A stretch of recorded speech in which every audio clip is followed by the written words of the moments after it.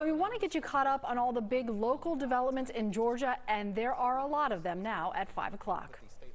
Live from Atlanta, 11 Alive at 5 starts now. Accuracy over speed, that is the message from states as they continue to work to count every ballot. Right now, Joe Biden sits at 264 electoral votes, with the races in Georgia and 4 other states still too close to call. The 16 votes up for grabs here in Georgia could push him to the 270 needed to win in the Electoral College, or they could give President Trump a crucial boost as he tries to catch up. The gap between the two here in Georgia continues to shrink, now to about 13,000 votes, with only a handful of counties that are still counting tonight. In a race this close, there are some considerations. In Georgia, there is the potential for a recount and, of course, a lot of legal challenges. And we will get to it all for you tonight. But first, Rebecca Lindstrom has the latest on how many votes are left to count. Rebecca, what's the breakdown? We're looking at about 10 counties here, correct? And we are told of those counties, that magic number right now is 47,000 ballots that are left to process. And as the nation is keeping a close eye on Georgia, just trying to figure out which of these presidential candidates is going to win the state, depending on how these votes go, here in Georgia, we could also be looking at a statewide runoff for a Public Service Commission seat, as well as 2 Senate seats. On top of that, the Secretary of State has to prepare for that statewide audit of the entire election result, and they may be in for a recount. Yeah, we want to know, when are we going to get your votes? As the country woke up Wednesday eager for answers, Georgia's Secretary of State gave an optimistic prediction on NBC's Today Show. Look, you said 2% left to count. Ooh, 10 seconds. Are you going to get it today or no? Yes or no? That's all I got time for. Yes, you'll get it all right, end of the day. Great. Oh. But with thousands of ballots left to count the next day and a razor-thin margin between presidential candidates, the Secretary of State's office took a different tone. Fast is great, and we appreciate fast. We more appreciate accuracy. There are essentially 3 different types of ballots to count. Early and election day votes, those are the ones made in person using the machines. Absentee and military mail-in ballots, and then provisional. It is the remaining absentee and provisional ballots that counties are working on now to finish. And if you have an absentee ballot with an issue like missing a signature or something, you have until Friday to cure those. Still, there's been confusion over how many ballots remain to be counted or resolved. Our own calls to county offices since the polls closed, resulting in larger numbers than the state was reporting. Gabriel Sterling admits it's been a moving target. Sometimes they're going to forget to press the upload button. So we recently this morning done an extra email and follow-up phone calls through our liaisons and the elections office to make sure they have uploaded everything. Chatham County, where Savannah is located, still has the most number of outstanding votes. And here in the metro, Fulton, Gwinnett, and Forsyth still have the most ballots to count. Florida has more to count than we do, but their margin's wider, so it doesn't matter as much. We have a much smaller margin, and we're aware of that fact, and the county elections officials feel that pressure. They understand. They are working hard. And I've also learned that Clayton County still has about 6,000 ballots to process as well. And there's the military overseas ballots. We're told there are about 8,800 of those still outstanding. Now, that does not mean all of those people chose to vote, but it does mean those are thousands of more potential votes that are in play in an incredibly close election. And Rebecca, I thought it was so interesting how often Mr. Sterling was reiterating about the integrity of this election and how they feel good about the process, and really wanting to let everyone know they feel like the votes have been safe and secure because they understand sort of the rumors circulating out there. Absolutely. They know that there are going to be a lot of questions. I mean, there have already been questions about, is the count taking longer than they expected? I think when the Secretary of State made those comments yesterday, a lot of people thought, oh, okay, well, this is it. It's going to be done. But as they've pointed out today, these votes are being done on the county level, and the state really has no control over the staffing, the resources that those counties have in order to get that done. They've all had different challenges that they've had to work through. And again, the hope is that tonight we'll have those results. But if it takes until tomorrow, then it will take until tomorrow, and that has now been the consistent message coming out of the Secretary of State's office. All right, Rebecca Lindstrom, thanks so much. I do want to mention that our numbers team has just come in to give us an update. The spread now between President Trump and former Vice President Joe Biden in the state of Georgia is 9,525. That has narrowed from 13,000. Again, 9,525. We will keep track of the latest results. If you want them straight to your phone, this is the number to text: 404-885-7600. Tonight, Fulton County says it could be finished counting its remaining ballots by today. Andy Parati is live inside the county's election processing center in Atlanta. Andy, you've been watching this all day long. Does it begin to look a little bit different, or is it much of the same, only we now know that it is nearing closer to the end?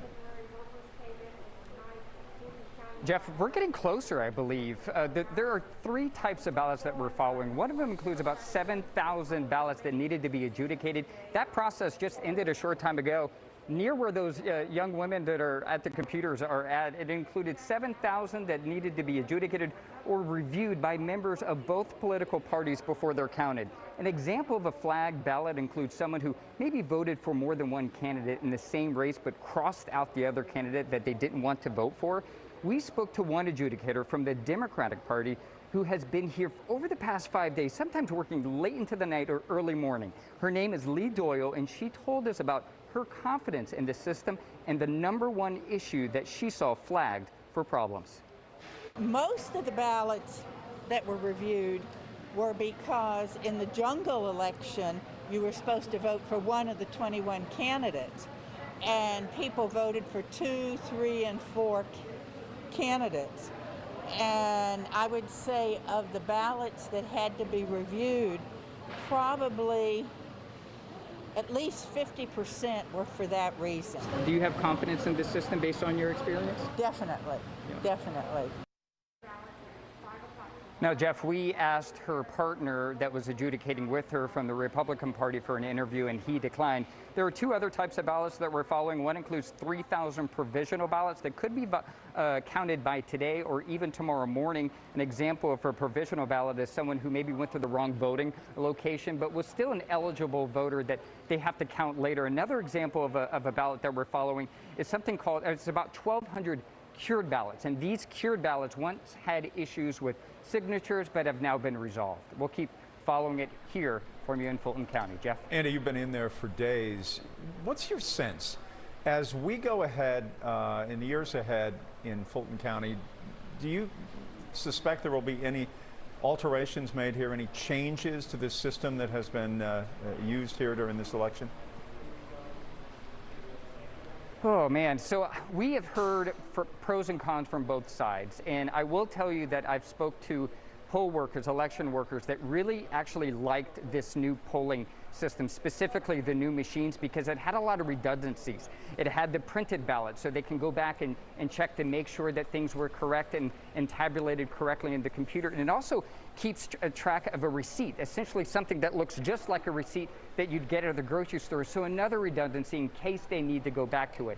I will say that the 15 days that they had to process the absentee mail-in ballots that they approved the rule for a couple of months ago really helped out. I think that moving forward, I think most people enjoyed or at least have now confidence in the mail-in ballot system. So I think we're going to see a lot more people doing that and a lot more resources going to get those things scanned ahead of time before Election Day. Andy Parati from Fulton County. Andy, thanks for your report now, and thanks for your reports over the last couple of days. Very insightful. Thanks. We are seeing a lot of activity today outside of State Farm Arena, where they have been counting absentee ballots for Fulton County. Latasha Givens is there live. Latasha, throughout the afternoon, we've seen the crowd there growing, a lot of Trump signs and American flags.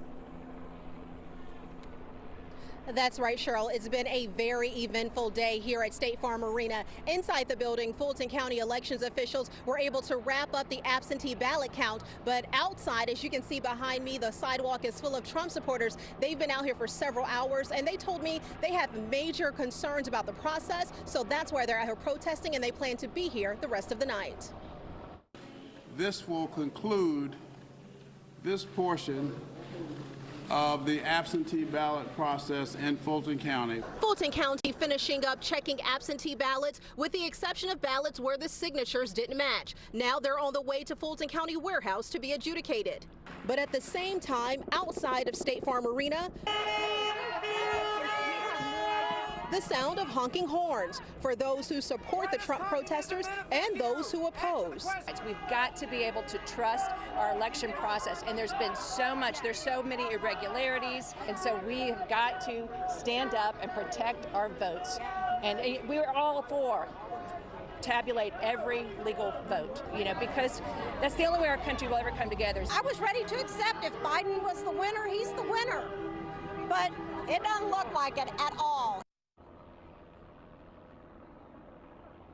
And Fulton County elections officials say they are confident in how they handled this election. And right now they're just waiting on those military overseas ballots to come in. And for Fulton County, those are due tomorrow by 5 p.m. Back to you. All right, Latasha, thank you so much. Joining us now, 11 Alive legal analyst Paige Tate. Paige, we've had a lot of people contacting us about the process of counting and certifying results.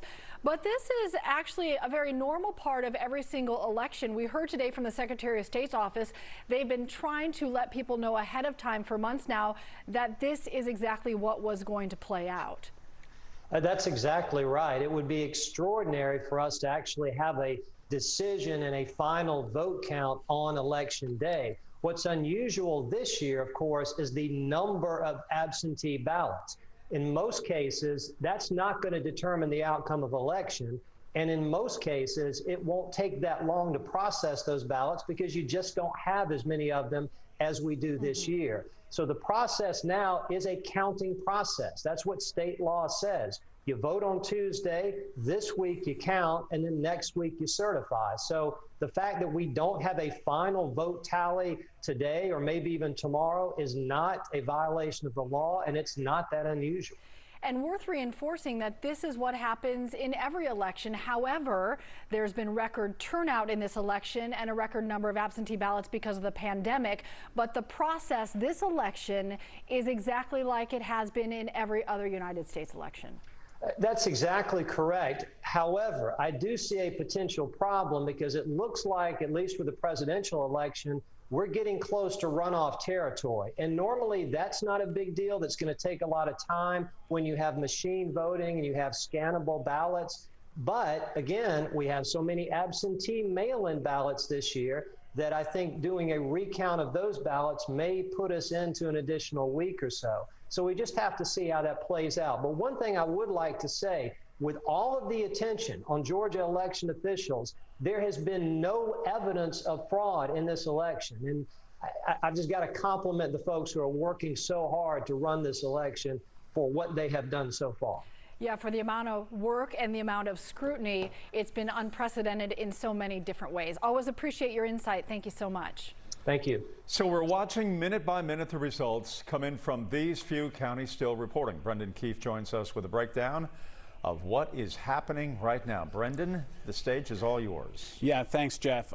This race continues to tighten. As you can see, it's 49-49. That looks like a tie, but actually, let's zoom in a little closer. It's really 49.48 to 49.29. And out of 4.85 million ballots cast in Georgia, counted so far in the presidential race, we are down now to 9,525, where the president is leading Joe Biden. That's how close this election is. When we say every vote counts, every vote counts. So how is this breaking down county by county? Those numbers that you see that just changed and tightened the race actually came from Fulton County. You can see that Biden's doing very well in Fulton County anyway. He's done well in this latest batch of 6,162 ballots. Biden got 4,705 of those. Trump got 1,457. So he's actually outperforming the number we think he needs to win of the remaining ballots, about 63%. The other counties outstanding, we mentioned before, Chatham is one of them. That's one of the biggest ones with 17,157. You can see that Biden does well there over Trump. At this point, it really comes down to a math game. Can Joe Biden make up this difference of 9,525 votes with the remaining ballots? By our estimate right now, there's a little more than 40,000 ballots outstanding. We'll keep counting. They'll keep counting. And remember, these are both valid votes that occurred on Election Day.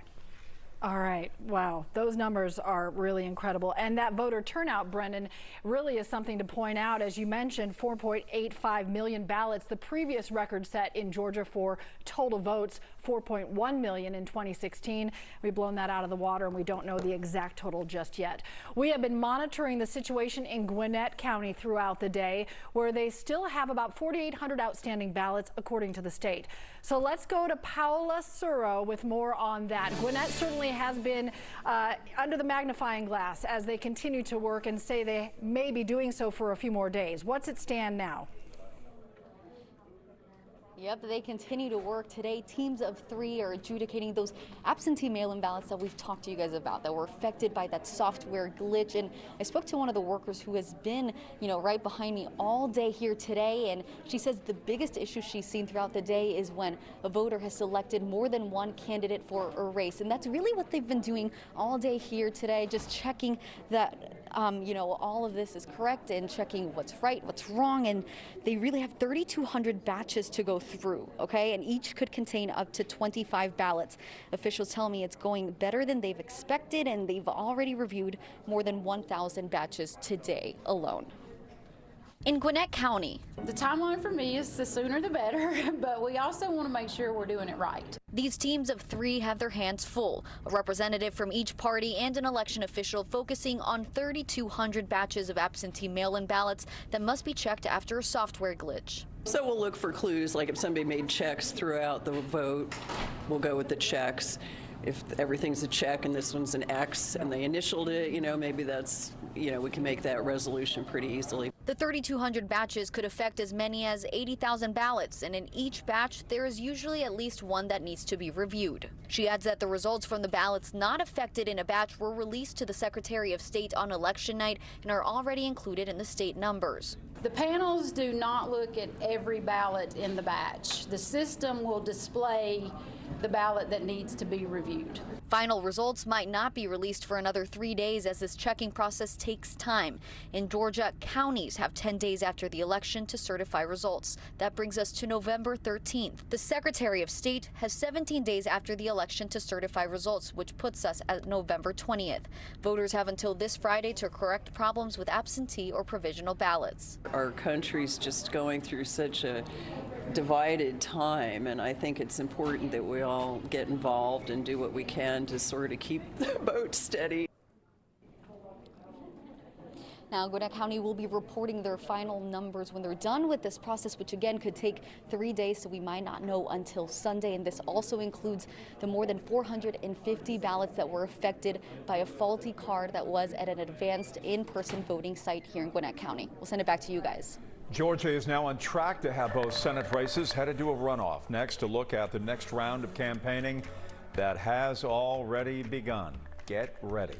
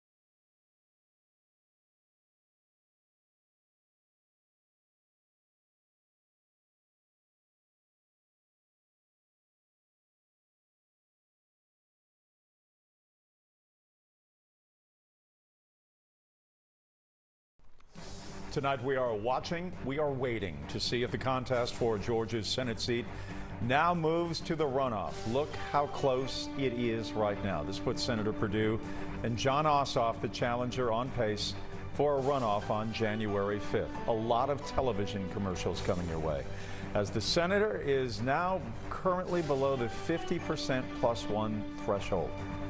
On Election Day, we learned the Reverend Raphael Warnock and Senator Kelly Loeffler would also be heading to a runoff in their Senate race. Joe Hankey joins us live now with a look at why this is a moment of history for the state. Well, Jeff, you mentioned a second ago that 50% +1 vote threshold. That's what a candidate needs in a Georgia election to avoid a runoff. Historically, there's only been 2 U.S. Senate races in Georgia that headed to runoffs. This morning, though, Senator Perdue fell below that threshold against Jon Ossoff, and it now appears we might have 2 Senate runoff elections in a single election. Senator Kelly Loeffler and Reverend Raphael Warnock are already back to campaigning. Raphael Warnock even hates puppies. Get ready, Georgia. The negative ads are coming. Warnock released his first runoff ad today, and he calls out Loeffler by name between a few jokes. So she's going to try and scare you with lies about me. And by the way, I love puppies. Loeffler retweeted the ad while vowing to turn Warnock's past words against him. At the same time, Senator David Perdue and Jon Ossoff in Georgia's other Senate race are now in possible runoff territory. Not much of a record of this, but the one consistent element across all of the general election runoffs we've had is Republicans have won every time. So University of Georgia political science professor Charles Bullock wrote the book Runoff Elections in the United States. He says there have only been 2 previous Senate runoffs in Georgia. In '92, incumbent Democrat Weish Fowler earned more votes in the general election against Republican Paul Coverdell. But Libertarian Jim Hudson grabbed enough votes to force Fowler and Coverdell into a runoff that Coverdell then narrowly won. In 2008, Republican Senator Saxby Chambliss faced a challenge from Democrat Jim Martin. But Libertarian candidate Alan Buckley got just enough votes to stop Chambliss or Martin from earning 50% of the vote, and the two ended up in a runoff. Chambliss then easily won re-election. This year, Libertarian candidate Shane Hazel and his 112,000 plus votes is stopping Perdue or Ossoff right now from reaching 50% and possibly forcing a runoff. Bullock says candidates in runoffs always face one common challenge: participation in getting voters back to the polls. In 2008, turnout dropped from the general election to runoff by 43%, leading to Democrat Martin's loss. Drop-off was particularly steep among African Americans. Now, with Raphael Warnock being among one of the competitors, maybe that will keep the level of African American participation up, and that's very good for Democrats. And Charles Bullock also told me having 2 high-profile Senate runoff races possibly on the same ticket, that could also help boost up voter turnout when voter turnout's usually low in runoffs. Jon Ossoff put out a statement today saying that he is confident he is heading to a runoff. Meanwhile, Senator Perdue, his campaign, in a response or in a separate statement, they said that he received the most votes in the general election, and if they do end up in a runoff, they're confident he will once again earn the most votes. We'll send it back to you in studio. All right, will be an interesting one to watch as the sun sets over the Gold Dome there. Joe Hankey, thanks a lot. No matter who prevails in the presidential race in Georgia, there is still a strong likelihood of a recount. Doug Richards joins us live to talk us through the process. Doug, recounts are not common here. No, they're really not, Cheryl, and recounts are certainly governed pretty strictly by state law, and given that a presidential race in Georgia is really a state race for Georgia's electoral college members, they too would be governed by state law. You remember how close the governor's race was 2 years ago. Democrat Stacey Abrams came within 55,000 votes of beating Brian Kemp, but Kemp won, and there was no recount, and that's because the race was ineligible for a recount. Kemp won by a margin of about 1.4%, certainly a thin margin, but not enough to trigger a recount. State law says that in order to be eligible for a recount, the margin between the first and second place finisher has to be 1/2 of 1%. President Trump's margin over Joe Biden as of 3 p.m. today was about 0.25%. That makes the presidential race the only statewide or legislative or congressional race eligible for a recount, and that does not likely appear to change or appear to be changing. It's worth noting that no recount is automatic, that a campaign has to request a recount within 2 business days after a vote is officially certified, and the certification of these votes that are still being counted here in Georgia is still several days away. Back to you. All right, we'll watch that. Thanks a lot, Doug. Georgia's elections are already the topic of several lawsuits. How things are playing out in court coming up.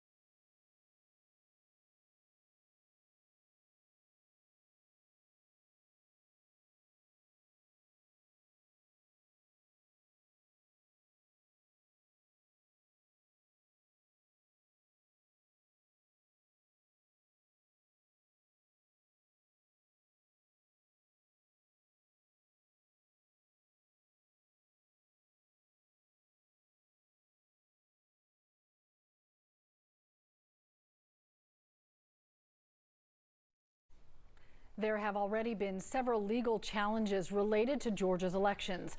One filed in federal court this morning concerns provisional ballots.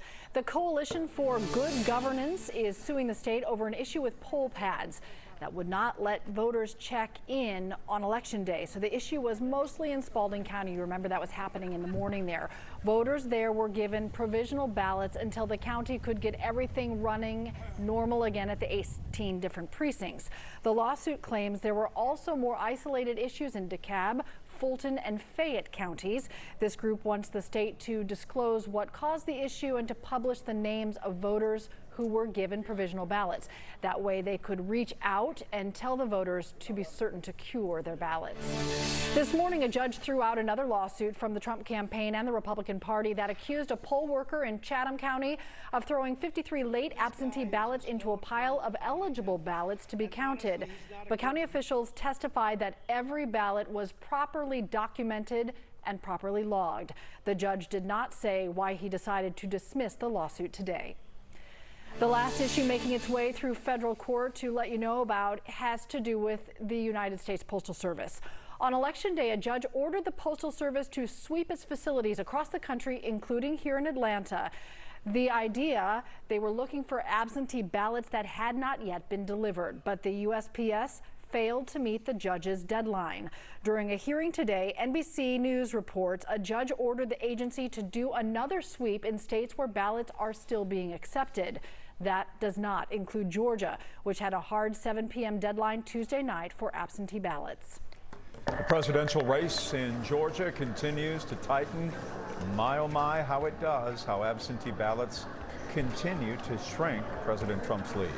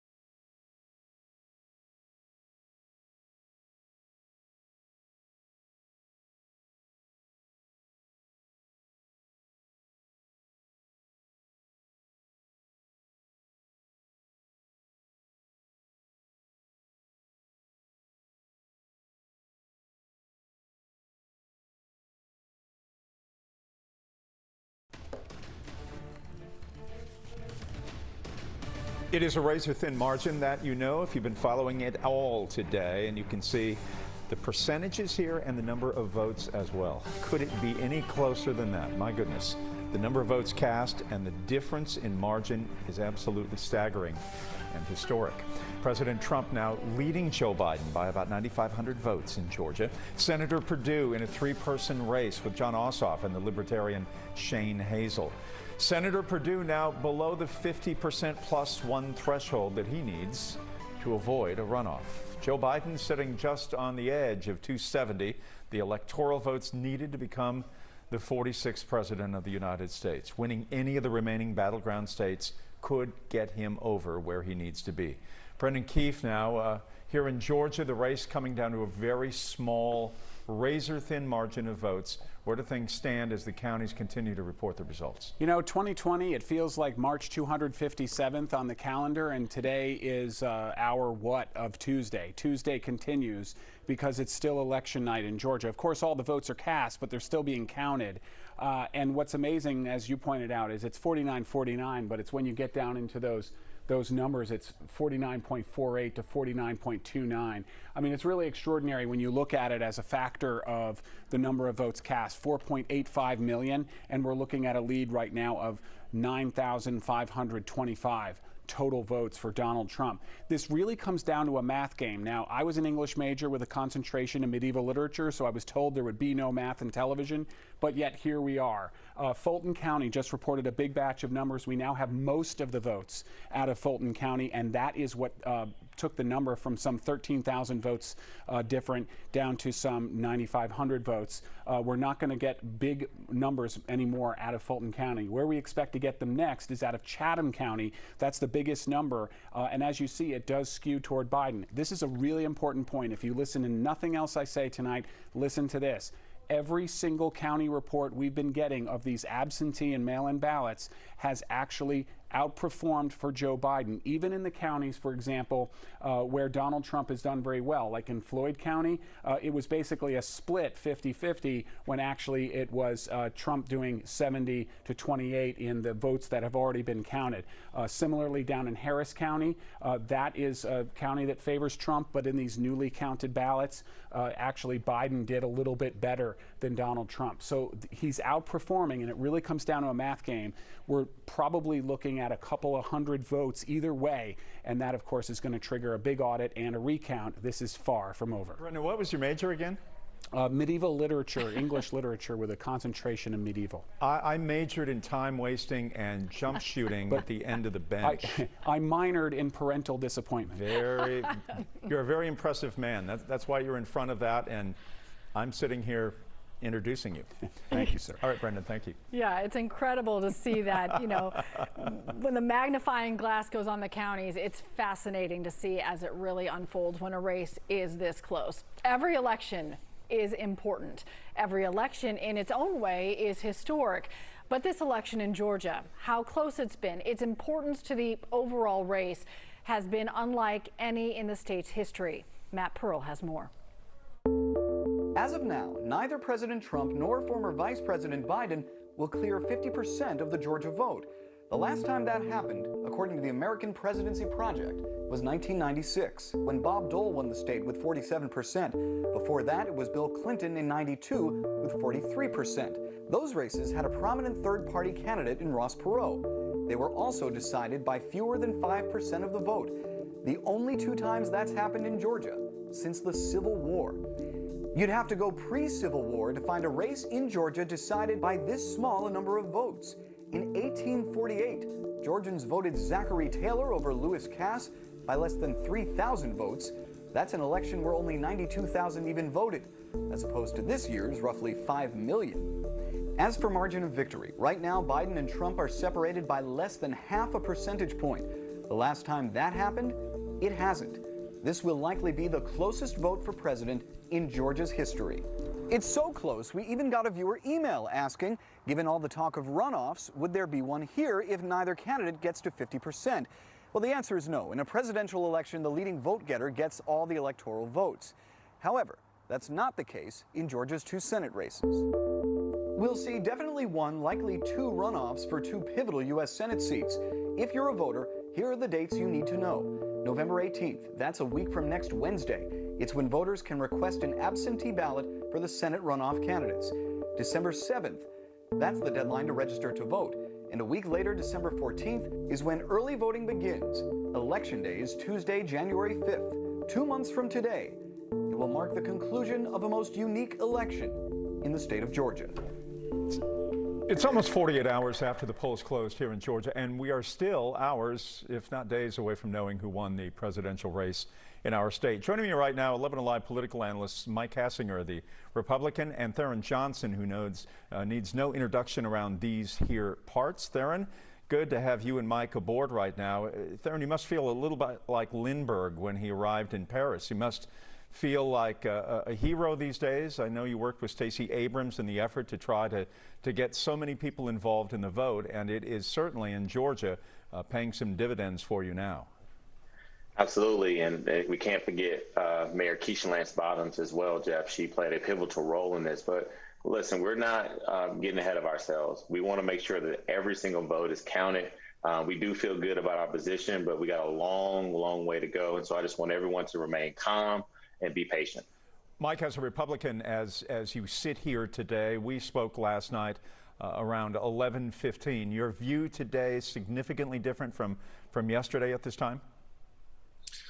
No, it's sort of like how much tighter can this race possibly get? We're talking about, I would project a victory margin of 5,000 votes out of 5 million cast. That's something like what, 1/100th% is going to separate the winner from the loser in this race in Georgia.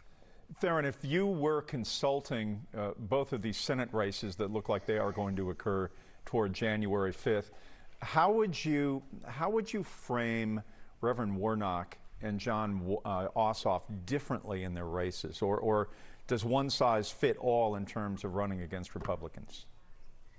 I think one size fits all. I mean, Jeff, look at what Warnock's campaign is already doing. He's actually bought time on your station telling people that he's going to get attacked. John Ossoff has proven that he can actually raise a lot of money, so I expect for him to recoup a lot of the funds that he needs to get back on television. Both of them need to continue to define themselves and their candidacy and just be prepared for some of the negative attacks that are going to come their way from the Republicans. Mike, both of these senators now on their heels, perhaps facing some very tough campaigning and a lot of money that will be flowing into the state as well. I think Georgia is the battleground state. It's probably, in terms of the presidential contest right now, the closest, tightest, hardest fought state remaining. And the amount of money and advertising that's going to occur in Georgia over the next 9 weeks it's going to be astonishing. There aren't enough adjectives to describe how big the spending is going to be. Theron, when you came to Clark Atlanta on a football scholarship and your first job with Mayor Bill Campbell, could you have envisioned then that the state would be flipping blue? Jeff, thank you so much for that, the historical moment there. Absolutely. We've been waiting on this moment for 18 years. A lot of people forget Georgia was blue. In 2002, it was not blue anymore. And so we've been working very, very hard to actually get to this moment. And so we're ready, but we're, again, being very patient. What position did you play, Theron? Believe it or not, I'm about 40 pounds, heavier now, but I played a little bit of free safety and strong safety, Jeff. I was a pretty good hitter, too. I believe it. You were a hard hitter in politics, too, as is Mike Hassinger. Guys, thanks a lot. We appreciate it. Thank you, Jeff. Still to come, protests popping up outside ballot counting locations in Georgia and in other battleground states as well. How communities across the country are addressing this unrest.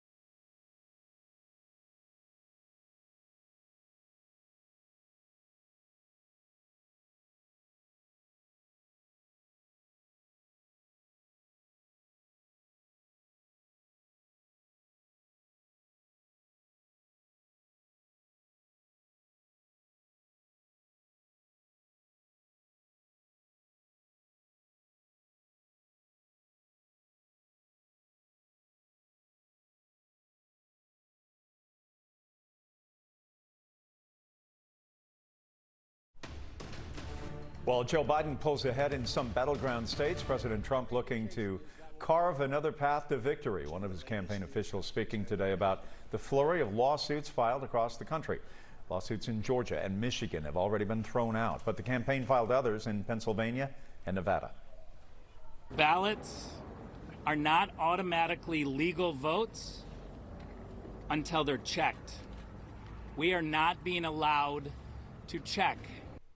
His team is offering no evidence for the claims about election fraud. It is also important to note that campaigns are not the ones who verify ballots. Election officials do that.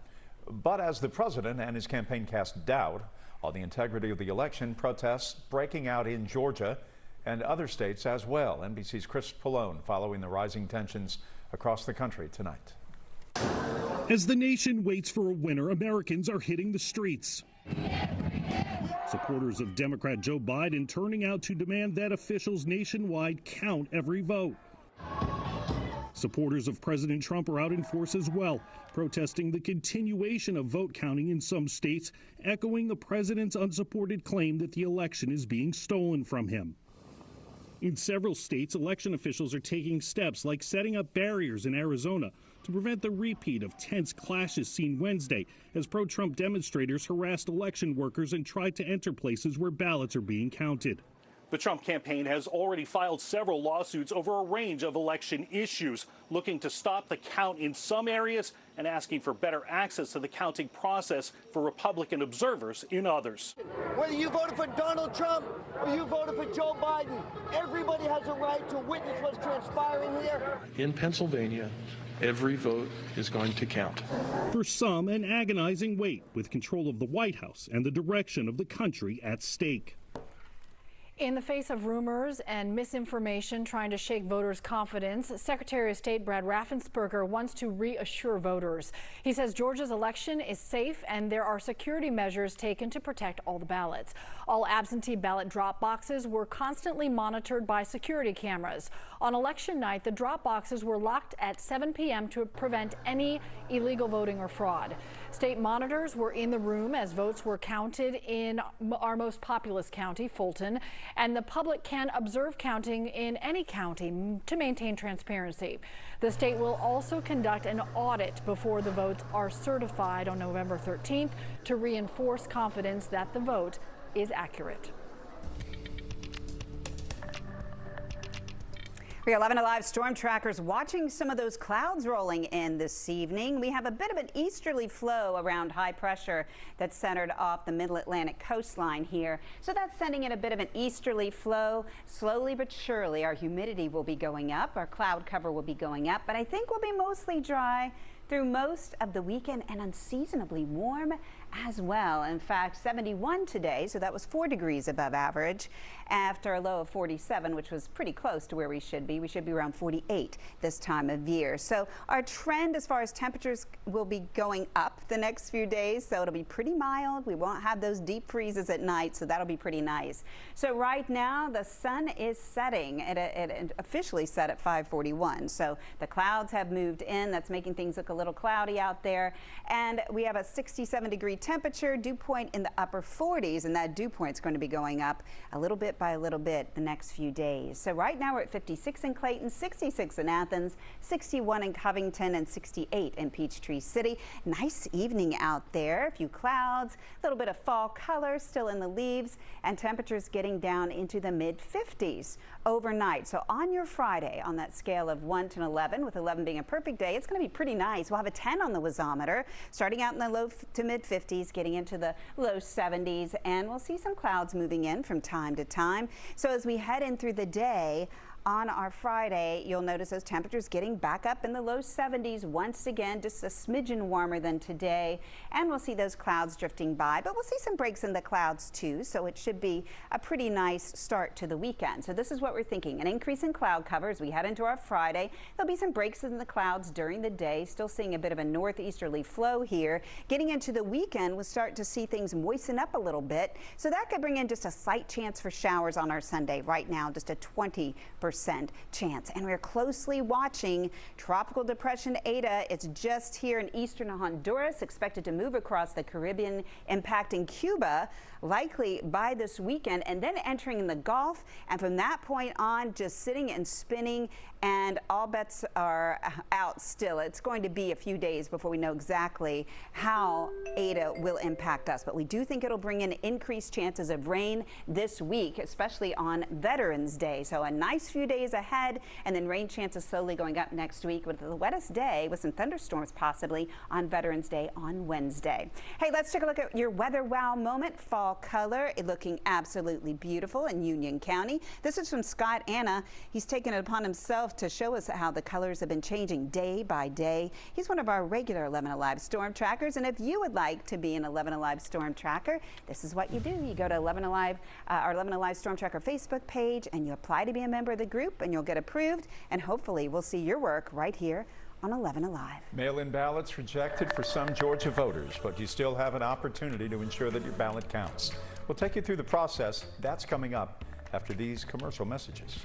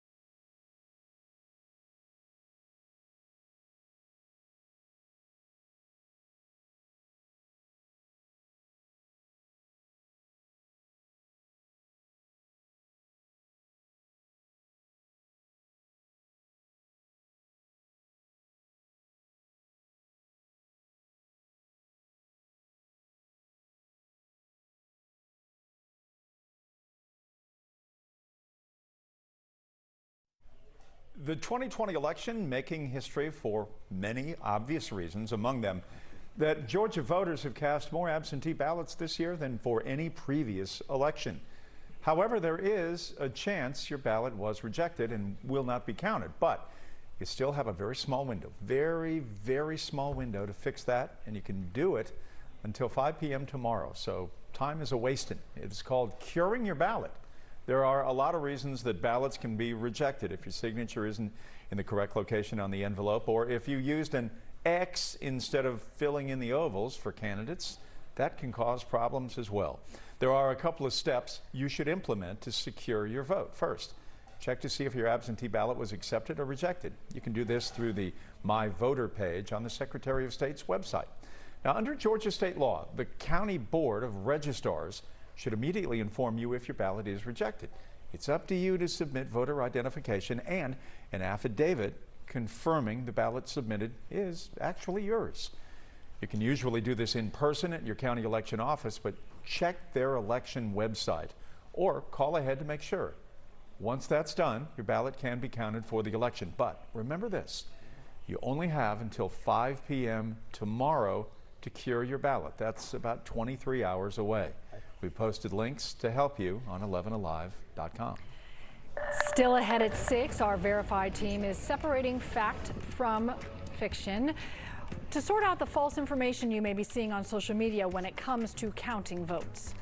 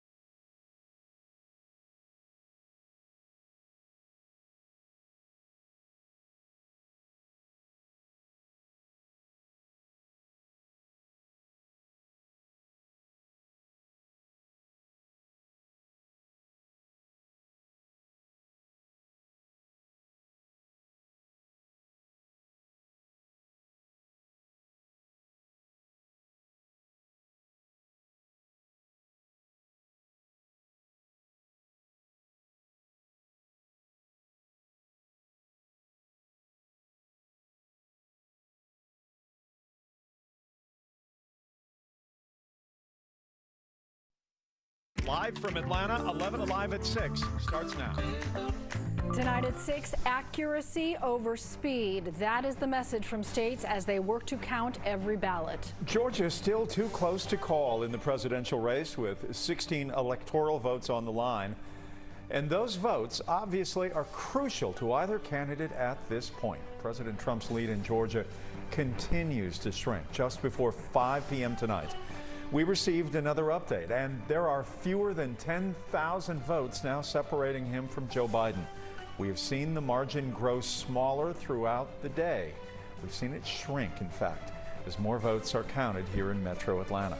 The candidates separated by just a fraction of a percentage, and that opens the door for a potential recount and more legal challenges. We will get to all of that for you over the next half hour, but we want to start with Rebecca Lindstrom, who has the latest on how many votes are still left to count. Rebecca, we're talking roughly 10 counties and tens of thousands of votes.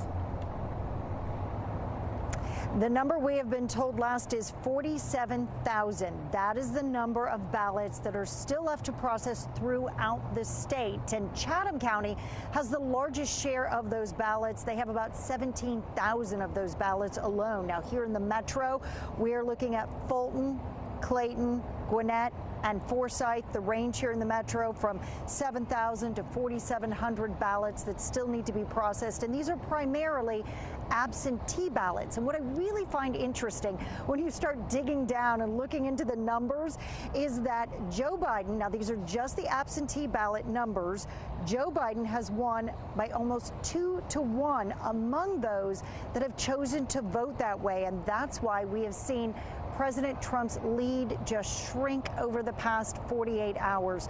And while the Secretary of State has said, as you mentioned, that he hopes to get these ballots counted by the end of today, he is going to stress that he wants accuracy, not speed. Florida has more to count than we do, but their margin's wider, so it doesn't matter as much. We have a much smaller margin, and we're aware of that fact, and the county elections officials feel that pressure. They understand. They are working hard. The Secretary of State has held 2 updates today, but he has not been at either of them. We have been told that he has been in meetings trying to figure out just what's next, because while most of the focus has been on the presidential race, depending on how these votes go, we could be looking at a statewide runoff for a Public Service Commission seat, as well as 2 Senate seats. And then on top of that, the Secretary of State's office also has to be preparing for an audit of those election results and that possible recount. Back to you. They're going to have an incredible 2 months ahead of them. Rebecca, quickly, I thought it was interesting that in the Secretary of State's updates today, there was a real emphasis on the integrity of the election, saying that they knew precisely how many absentee ballot requests they got and how many came in, really speaking to some of the theories floating around out there. Yeah, data is what everyone is looking at in this.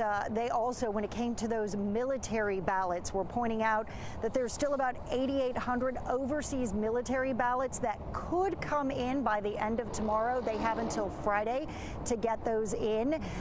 You know, making the point that not all 8,800 of those individuals may have chosen to vote, but that those are still votes potentially at play. And they are really hoping that being able to provide these numbers, they can show some transparency in the process and help people feel more confident with the results. And they again were stressing there is going to be a statewide audit of all of these election results. So any of those questions that are still lingering, they intend to answer those and squash any of the concerns people have. Rebecca Lindstrom reporting. Thanks so much. We're going to keep track of all the latest results, of course, as the votes come in. If you'd like them sent straight to your phone, just text the word result to 404-885-7600. Election workers have worked day and night, sometimes into the early morning hours, to try and get the ballots counted. Reveal investigator Andy Parati spoke to one Fulton County election worker who helped count ballots until 3 a.m. this morning. Andy, a lot of people want to know who these people are and the training they receive. Are they qualified to take on these duties of great gravitas to all of us?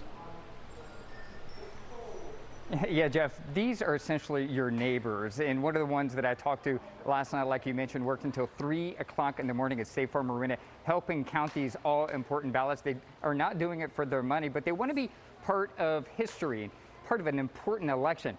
Last night, we got video of Mr. Colin Wright. He's 49 years old. He's an engineer turned attorney who has lived in Atlanta for more than 30 years. He applied to be an election worker after seeing long lines during the June primary. This is video of him on CNN working last night in the background. Wright says Training included simply swearing an oath to conduct a fair process and simply just following instructions on how to sort the ballots, which included pulling the ballots out of the envelopes, checking for signatures, ensuring that all the things are matched and scanned correctly. We asked him about his thoughts on how the process worked.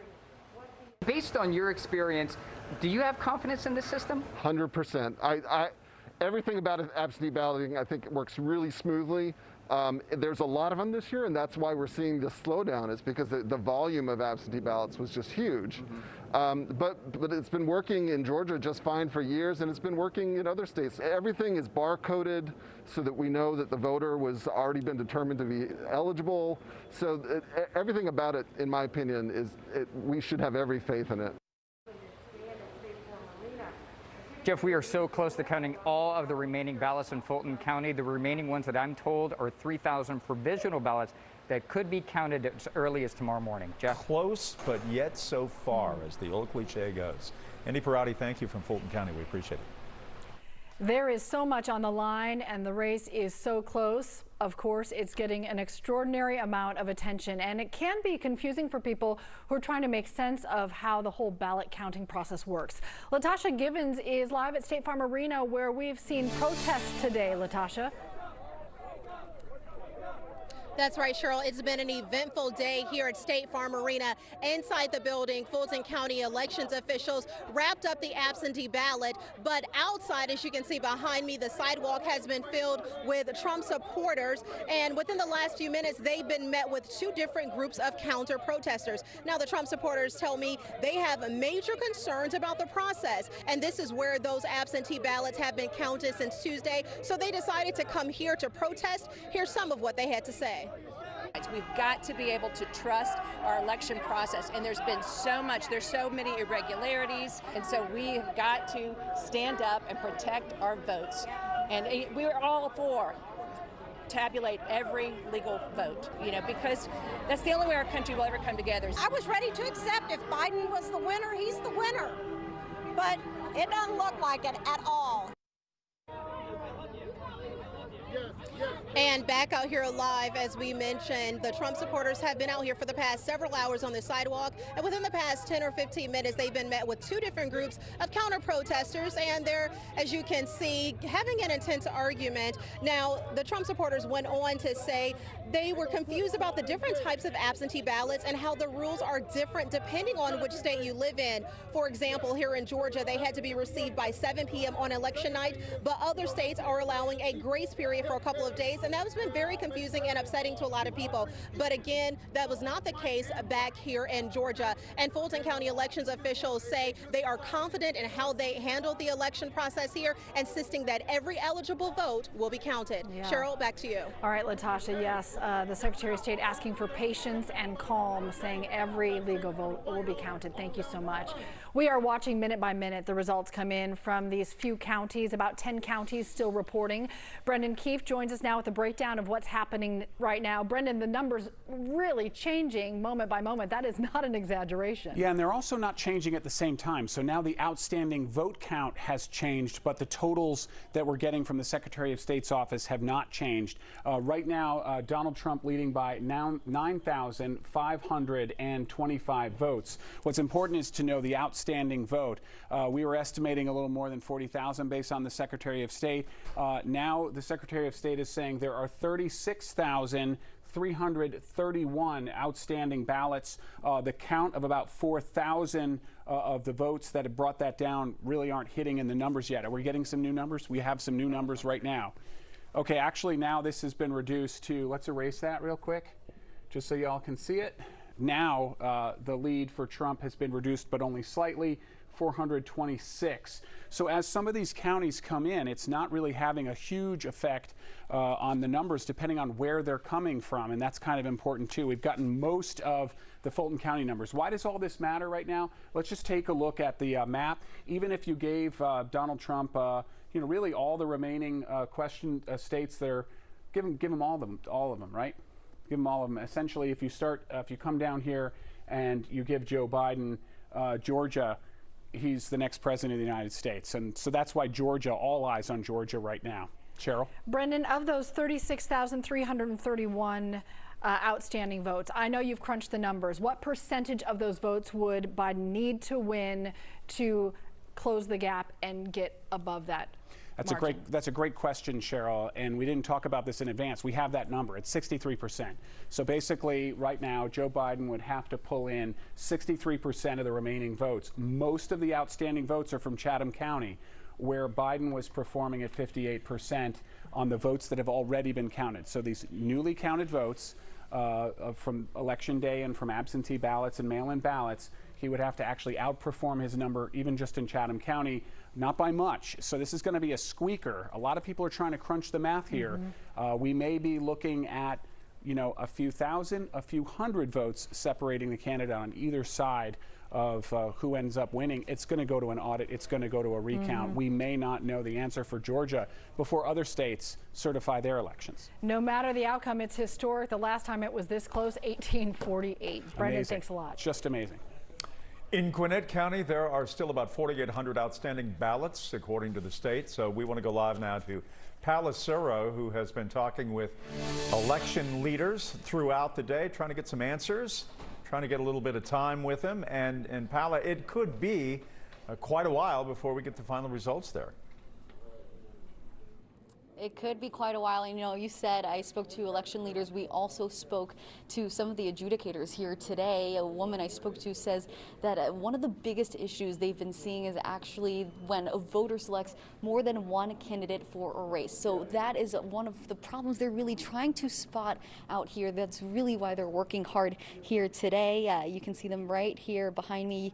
So they have 3,200 batches to go through, and in each batch there could be up to 25 ballots. And I just got word now that they've gone through 1,800 of those 3,200 batches. So this review process happens when there's a problem with the ballot. We know that not all ballots were affected. It could be as low as 3,200 of them. So that's what they'll be working on now and for the next few days. On top of this, the county has also reviewed 4,400 ballots received on Election Day. Workers have had to rescan more than 450 ballots after a memory card error at an advanced in-person voting location and look into 1,000 provisional ballots that can be counted. After the adjudication of the ballots are complete, then those will be pushed over to the results files. We have the ability to go in there and reject something or check something that's questionable. Now, final results might not be released for another 3 days as this checking process takes time. In Georgia, counties have 10 days after the election to certify results. That brings us to November 13th. The Secretary of State has 17 days after the election to certify results, which puts us at November 20th. Voters have until this Friday to correct problems with absentee or provisional ballots. Now, Gwinnett County says they will not be reporting any of these numbers until they are done with this process. Of course, this process here behind me, which again takes some time. It could be 3 days, so we might not know until Sunday. Sending it back to you guys. Paola, thank you. Our 11 Alive voter access team working all the time to try to bring you the very latest on where Georgia's vote count stands. Not easy to do right now, but we are trying. You'll find updated results as well as context on what they mean and what they may mean on the front page of 11alive.com. Our coverage of election 2020 continues after the break.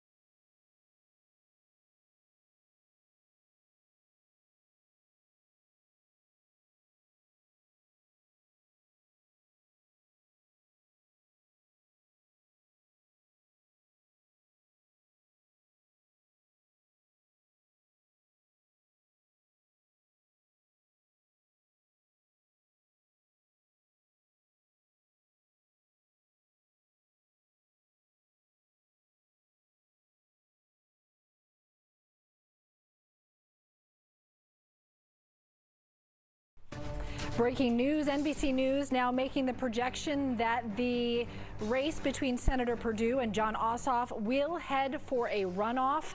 In Georgia, Senator Perdue, below the 50% +1 threshold, puts him on pace for that runoff January 5th.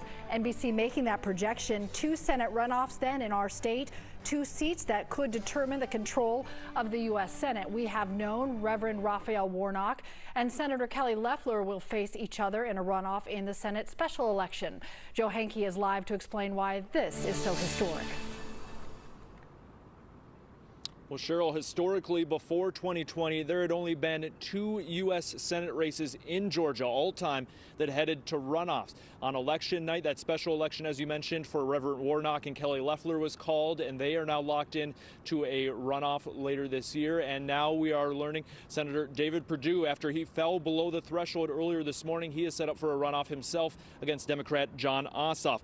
Now, to avoid a runoff, Senator David Perdue would have needed 50% +1 vote against Democrat Jon Ossoff. This morning, though, as I mentioned, he fell below that threshold and now remains there, as Ossoff and Libertarian candidate Shane Hazel's votes combined now add up to more than 50% of the vote.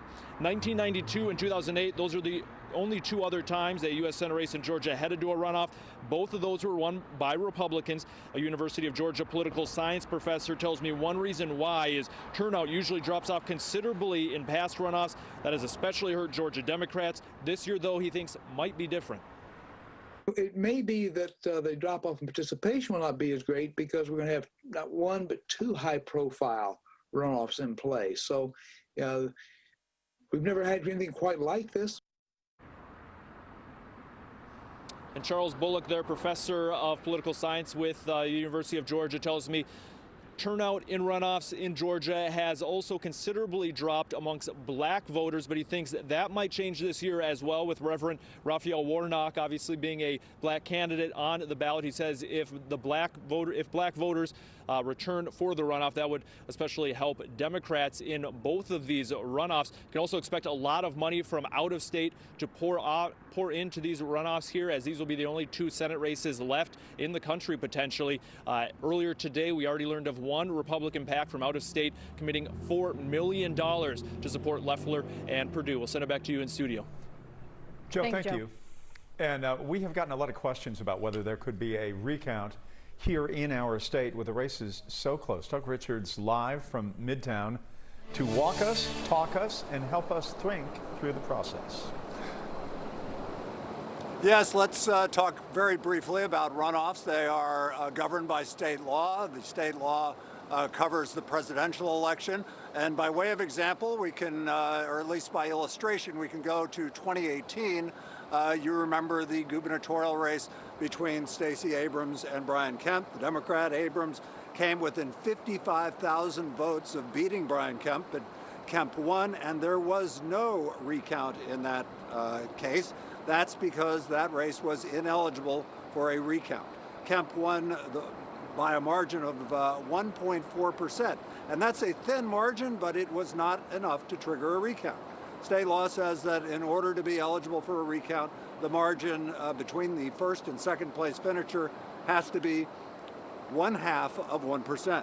President Trump's margin over Joe Biden was about 0.25, excuse me, as of 3 p.m. That margin has narrowed in the last couple of hours to about 0.19, and that makes the presidential race really the only statewide race eligible, legislative races, congressional races, that sort of thing, eligible at this point for a potential recount.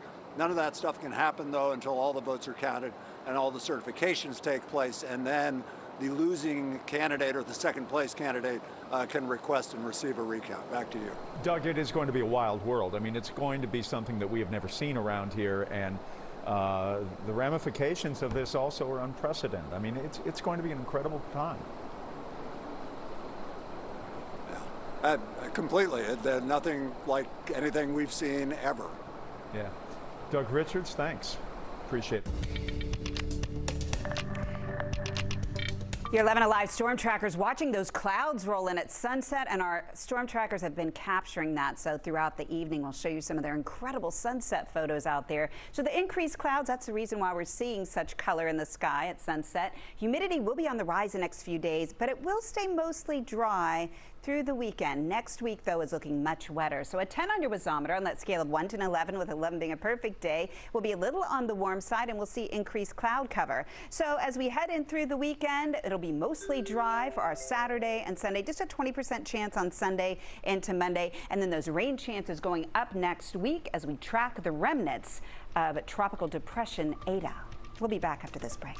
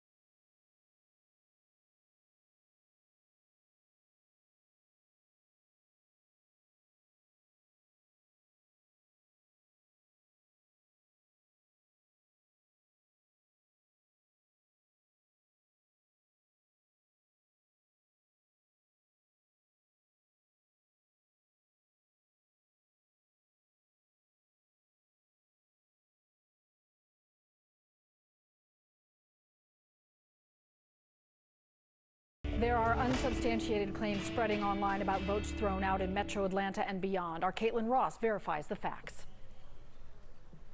The original tweet has been deleted, but screenshots of it are still being shared tens of thousands of times. It urges DeKalb County absentee voters to check their ballot status, alleging that 40,000 ballots are going to be thrown out by Friday if they're not corrected. Both T.I. and Kerry Washington retweeted the original tweet, which then spread it around the internet like wildfire. But is it true? We went straight to the county, and Eric Burton says this claim is absolutely false. In a tweet, DeKalb County Votes addressed this claim directly online, saying this is incorrect information. They explain that just 200 ballots need to be corrected in the county. Each of those voters, all 200 where there are questions, is being contacted directly by the county right now. So we can verify the claim that there are 40,000 ballots in DeKalb County about to be tossed as false. If you have questions about the status of your ballot, you can always check the Georgia My Voter page to ensure that it was received and counted. Again, you have until 5 p.m. tomorrow to cure your ballot if it was rejected. We have a guide for that process on 11alive.com.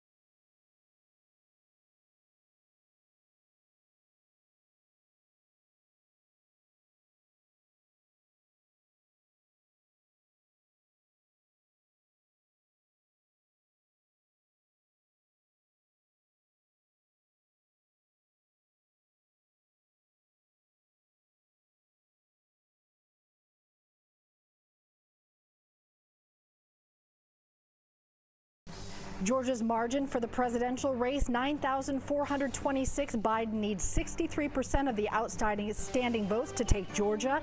Real-time results continue on 11live.com, now to Nightly News.